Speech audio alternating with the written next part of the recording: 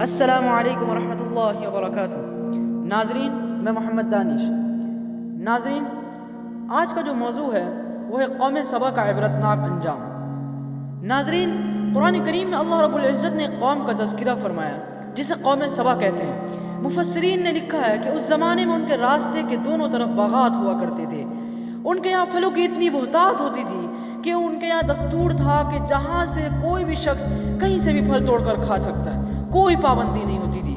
اس طرح وہ قوم سبا کے لوگ جو تھے وہ ہر وقت ہمیشہ پھل کھایا کرتے تھے۔ اللہ رب العزت نے اس قوم سے فرمایا کہ اے میرے بندو، میری دی ہوئی نعمتوں کھاؤ اور میرا شکر ادا کرو۔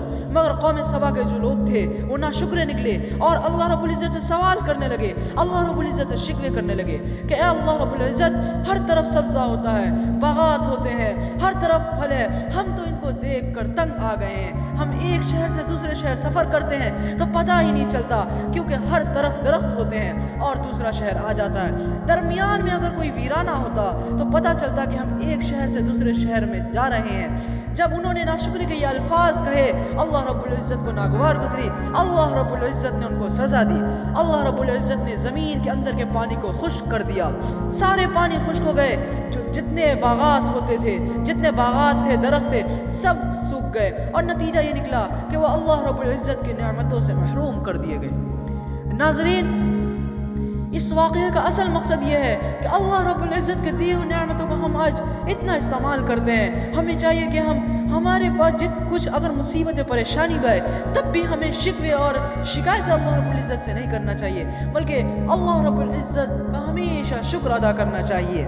ناظرین، قرآن کریم میں اللہ رب العزت نے سورہ سبا میں آیت نمبر 15 میں فرمایا، قوم سبا کے گھروں میں بڑی بڑی نشانیاں ہیں، وہ جن راستوں پر چلتے تھے ان کے دائیں طرف باغ ہوتے تھے، بائیں طرف بھی باغ ہوتے تھے۔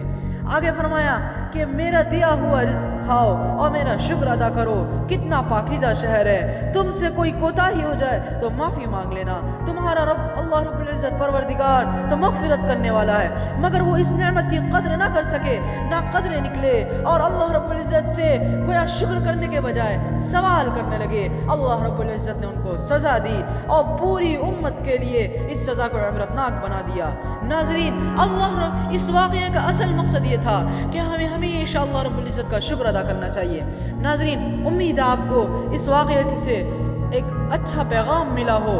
ناظرین، آپ اس ویڈیو کو اور اس پیغام کو جتنا ہو سکے اپنے دوست احباب کے ساتھ شیئر ضرور کیجیے گا۔ جزاکم اللہ خیر۔